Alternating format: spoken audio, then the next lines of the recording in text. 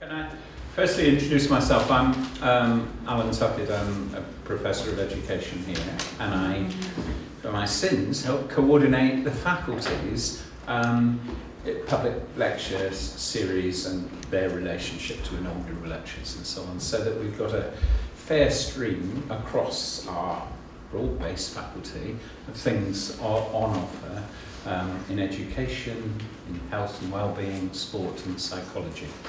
And we try and space those out every year, though we don't always manage to get our timings entirely articulated.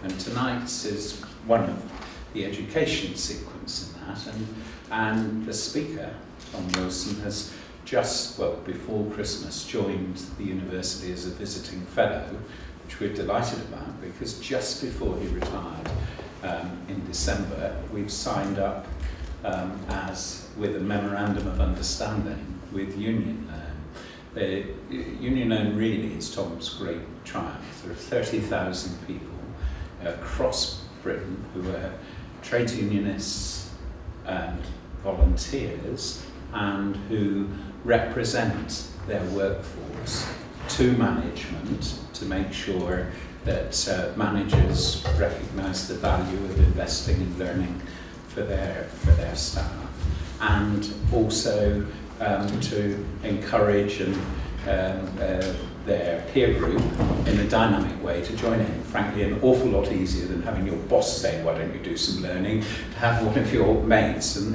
part of the heart of the history of this is the view that, the shift from a view that the job of trade unions was to secure pay and conditions, and to move to recognising that occupation was the issue, and the better qualified you are, or at least better ready for learning you are, the more likely you are to survive and thrive in a world in which jobs don't last forever.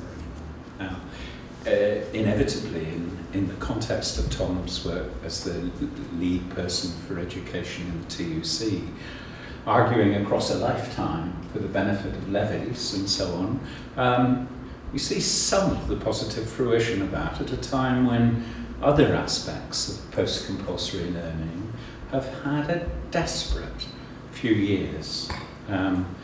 Recently I saw a slide, helped create one, which showed universities have increased in their budgets as a result of student fees by 26% in the last 5 years, and further education has dropped by 15%, and the same even in higher education. The drop of mature student participation has been dramatic.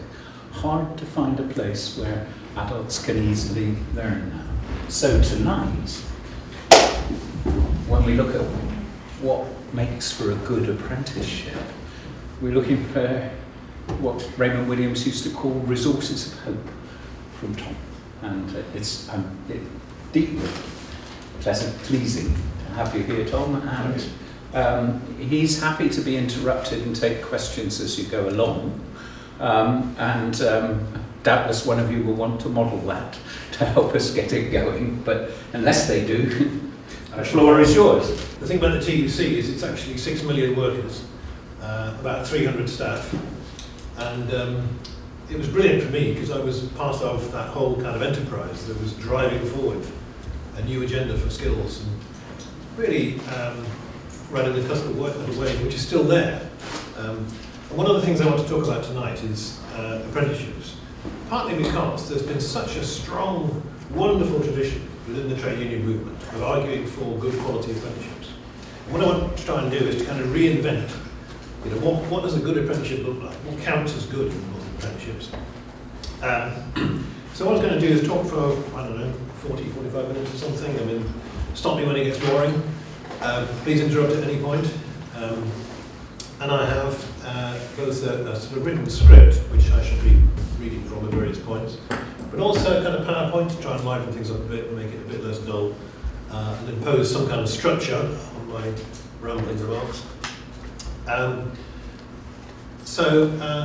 What I'll be doing is kind of talking a bit from the script, talking a bit from the PowerPoint, and hopefully maybe answering one or two questions and seeing where the discussion goes as well. So, let's begin. And do by all means say if you can't hear me or if anything doesn't make any sense. First thing to say really is that at the moment apprenticeships are all the rage in the world of adult skills. You can hardly hear anything about skills these days without it being about apprenticeships. Why? And why has the government adopted this policy of seeking 3 million apprentices, or rather apprenticeship starts, which is a slightly different thing, by 2020? And why has a kind of free market conservative government adopted the levy, which is a form of regulation, an imposition on the free market, which is exactly the opposite of what you'd think this government would want to do?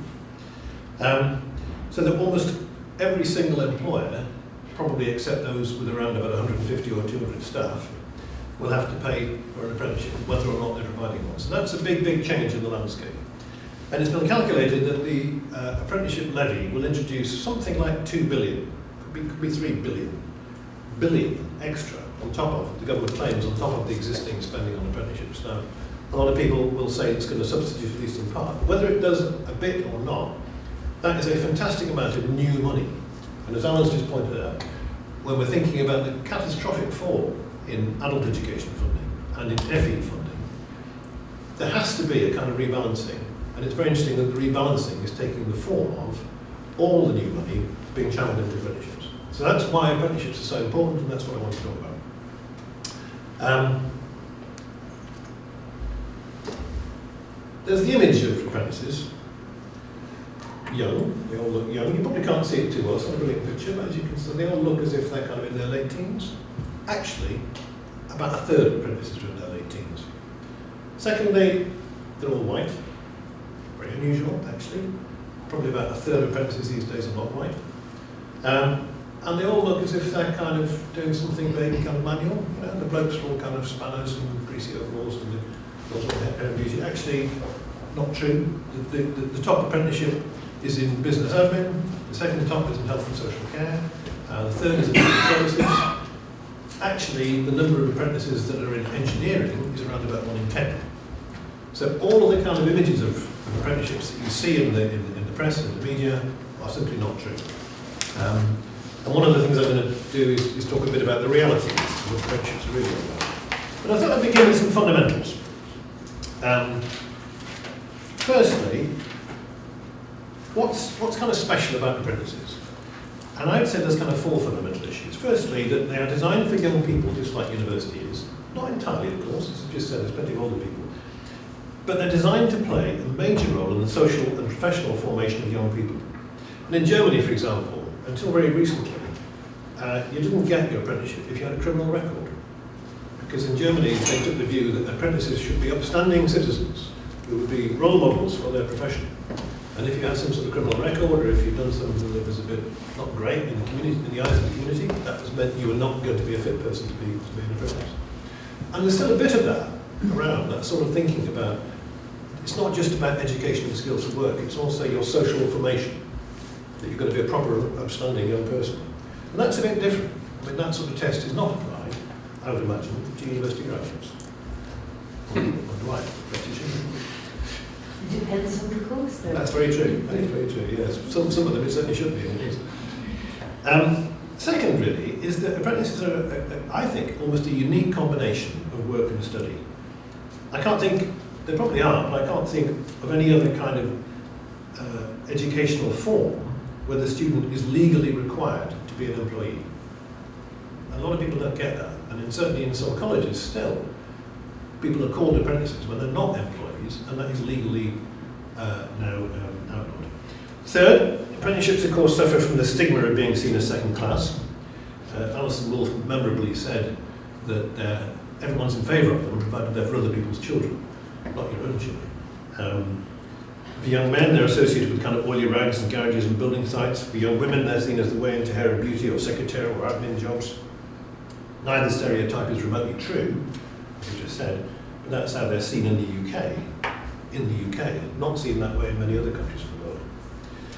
And then the fourth fundamental issue, I think, that's worth noting, is that apprentices, because of the other 3 issues, are uniquely vulnerable to exploitation.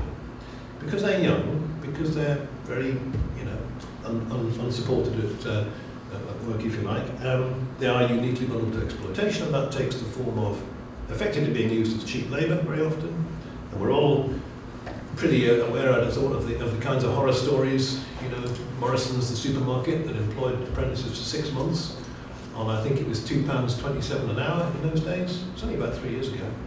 And at the end of the 6 months, they were all fired. A new lot of apprentices came in.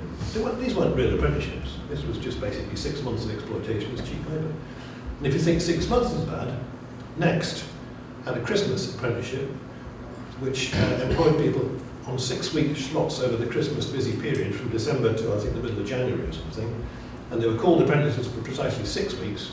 And it was a completely bogus scheme. It was simply designed to get cheap labour running the next stores over the Christmas thing. Both of those have been outlawed, by the way, because the minimum period of now, of course, is a year. And part of that was due to pressure from the unions, which persuaded the then coalition government to introduce the 1 year minimum. But as I'll say, I think 1 year is far too low anyway. It should be at least 2 or 3 hours.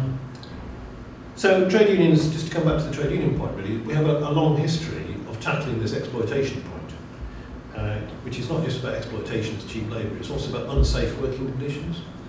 It's only 3 years since a 16-year-old apprentice in their first week at work was killed at Shoreham Docks because they were unloading a ship with no idea what they were doing, and a piece of machinery killed them because they had no training and nobody knew what was going on. That kind of thing, thankfully, doesn't happen so much these days, but it's still a real risk. Far more accidents happen to young people than to older people, for obvious reasons.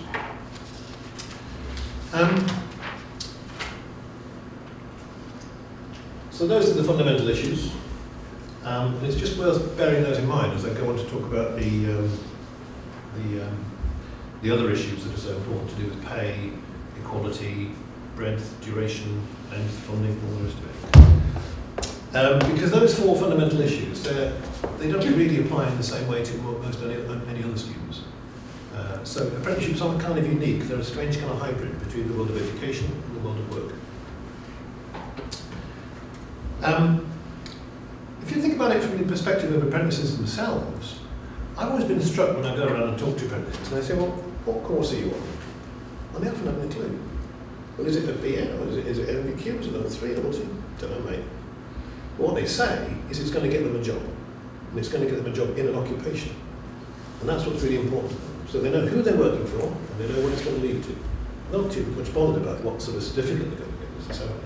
Perhaps they should be, but they're often not. So from the perspective of apprentices, a good apprenticeship is primarily a route into an occupation, not just a job, but an occupation, and there's a difference. And above all, something which conveys a sense of pride and identity. If you think about the kinds of traditional apprenticeships, it's been in construction as bricklaying, plastering, electrician, those are real big occupations. If you're a skilled plasterer, let's say, and you've done your 3 years as an apprenticeship, you will know how to run a plastering company. You'll be able to do elaborate coving around corners of old Victorian houses. You'll know about the different kinds of plaster work you need to do in different fire environments. You'll know all sorts of issues to do with different kinds of plastering. Far more than most people even aware of. I only know this because a good friend of mine, their son, is an apprentice plasterer. Otherwise, I wouldn't know either. But that's the kind of broad occupation, which is different from just a narrow job. And so, from the union point of view, to put it very simply, what unions want is fewer, bigger and longer apprenticeships, which lead to substantial occupations, careers or professions. From an employer point of view, frankly, they don't see why they should train people for more than the specific particular job that they might need at that particular time. So there's always that sort of tension that goes on. And that's why over the years, national agreements have been negotiated between unions and employers, covering entire sectors such as engineering or construction. And the purpose of those agreements was to ensure that large, high-quality apprenticeships were sustained. And the importance of that from the employer's point of view was that if everybody was in, all the employers, then they could see the advantage of that, because that helped every employer to have high-quality apprenticeships. But as soon as just a few employers were not in that agreement, they could then undercut the remainder, and you then get a race to the bottom. And oddly enough, that meant that part of the union job was to organise the employers and get all the employers into the agreement, which actually many employers would agree with, particularly the better ones. And then finally, while I'm still sort of setting the scene, it's worth mentioning traineeships. They're gradually, I think, becoming accepted as a kind of entry route into apprenticeships, slowly. And when the levy was announced and I had a meeting with Nick Bowles, the Minister, I did ask him, are you going to include traineeships under the levy as eligible expenditure for the levy? And he said, well, not just yet, but he hoped that in the course of time that would eventually evolve as being the natural thing to do. Because more and more employers will say, well, in order to get onto an apprenticeship, you do the traineeship first. If you pass the traineeship, then fine, you're on the apprenticeship. But without some kind of entry standards and an entry route into an apprenticeship, it's very hard to kind of maintain the standards of what an apprenticeship is itself. Exactly the same as university. You need to have entry thresholds as well as exit thresholds. So, that's setting the scene. First thing I want to talk about is equality and diversity. And the reason I want to talk about that first is because actually very few people do. And in all the discussion about apprenticeships, you don't often hear much about equality and diversity. Segregation by gender and race is still widespread, arguably more so, I would say, than in any other area of education. I can't imagine any university course in the country where you would accept 97.6% of the students all being male or female. And that is typical in construction or hairdressing or even social care, typical in engineering and so on. I know it's difficult, and I know there are many courses where there are high proportions of either men or women, but I do think in the world of apprenticeships, it is carried to an extreme, typically, commonly, that you just don't see almost anywhere else. In 2013, the TUC commissioned some research from the Institute for Employment, which looked at gender and race in apprenticeships and showed that both BME and women apprentices were massively overrepresented in all the low-paying sectors, like social care, like hair and beauty and so on. And of course, non-BME and male apprentices were in all the higher-paying sectors, like engineering, electronics and IT. There was a very good analysis done by Lorna Unwin and Alison Fuller for the Institute of Education in 2013, which explored the implications of the raising of the participation age. If you think about it, that's bound to have a big impact on apprentices, because more and more young people will be going into an apprenticeship at 16, or 17 or 18. And the consequences of that, they were arguing, and I think this has been borne out so far, is that there are more, there's more segregation, and there's more of a gender pay gap emerging. Last year, there was an interesting survey done by the Young Women's Trust, which found that the average women apprentice earned £4.82 and the average male apprentice earned £5.85. Now that might not seem like a big cash difference, but it's a big proportionate difference.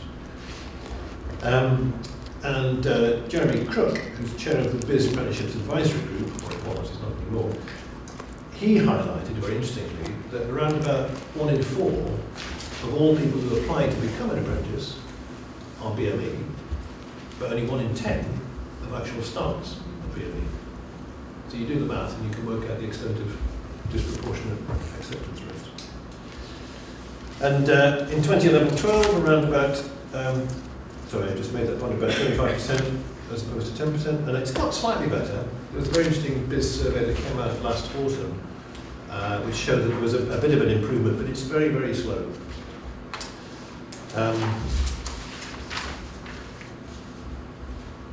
So what do we do about that? I think there's two things that are very, very important from the kind of union perspective. From my own personal experience, going around schools, talking to young people, and I've done quite a lot of that, as soon as you start talking about pay and the career opportunities, and the difference between what that is in engineering, electrical, IT, transport, and let's say hair and beauty, social care, public, it doesn't half make a difference. People are not daft. Young people are not daft. And as soon as you say to particularly young women, look, you know, the world of construction isn't necessarily all about muddy building sites. There's plenty of other, you know, if that puts you off, it doesn't put some women off, it might put some off.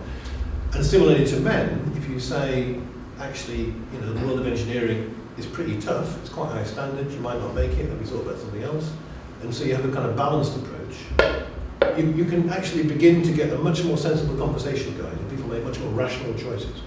But above all, you have to have very good quality careers advice, which is going to equip schools to give the young people that kind of information. I would say reforms are also needed in the collection of monitoring of data on apprentices. We've just talked about gender and race. Actually, if you think about disability, or say sexual orientation, there's almost no data collected on those kinds of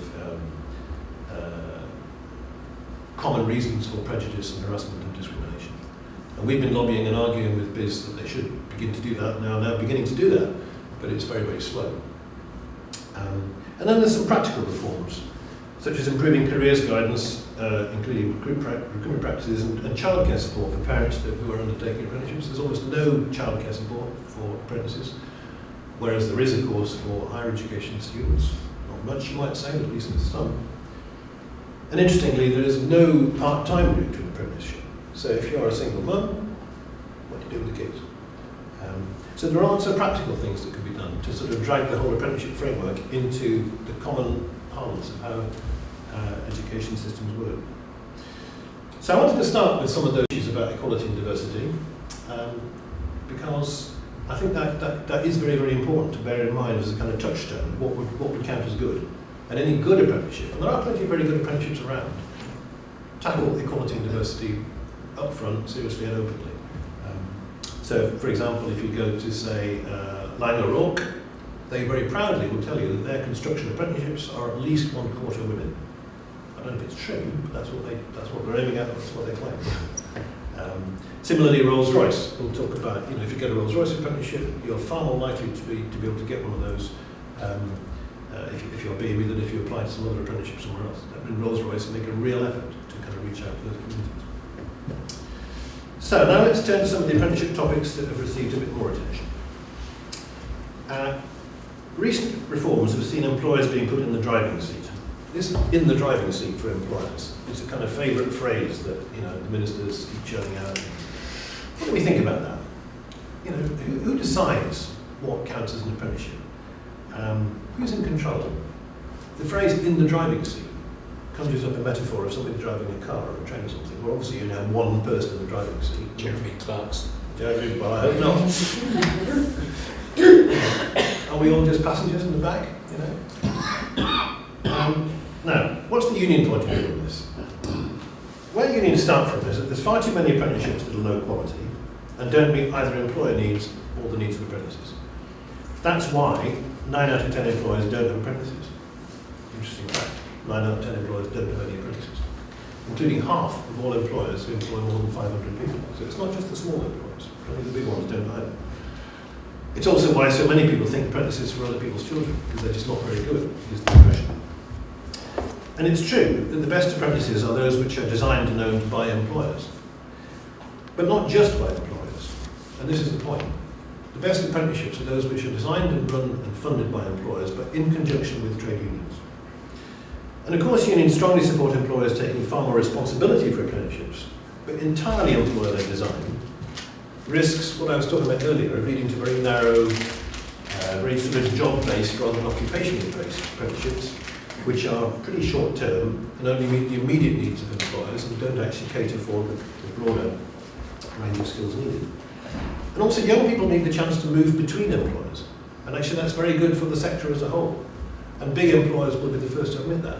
And the government, of course, has got a big interest in promoting mobility across sectors and between sectors, because that's how you develop skills and that's how economies grow. So there's a difference between the immediate needs of employers and the broader needs of their sector and the broader needs of the country. And balancing all that out is why it is not sensible to have just employers in the driving seat. And I think, good employers see that, I think government sees that, but it'll be very interesting to see the composition of the new Institute for Apprenticeships, which is the national board that's going to run the levy, and to see how many people on that are not just employers. And when I spoke to Nick Knowles, Minister, back in October about this, he said that they were quite keen for it not to be just employers, and that there would certainly be a space for unions and others, educational experts and so on. But I think it remains to be seen just what is the composition and the balance of that. Is it going to be a third, a third, a third, like the Low Pay Commission, which is a third employers, a third unions, and a third experts? That's one model. And that's the model being supported incidentally by the CBI and the TUC. Or is it going to be sort of 70% employers, and then a couple of unions and a couple of experts and so on? I think there's a big difference.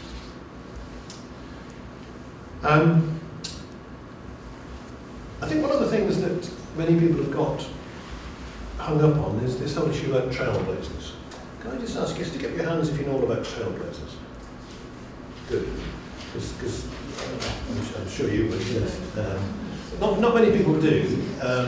But what they're supposed to be is a whole new initiative which is to kind of design to simplify and improve the quality of apprenticeship frameworks in certain key occupations, like aerospace, pharmaceutical and so on. The problem is they tend to be dominated by employers. So in the world of aerospace, you've got aerospace and Airbus, and that's about it.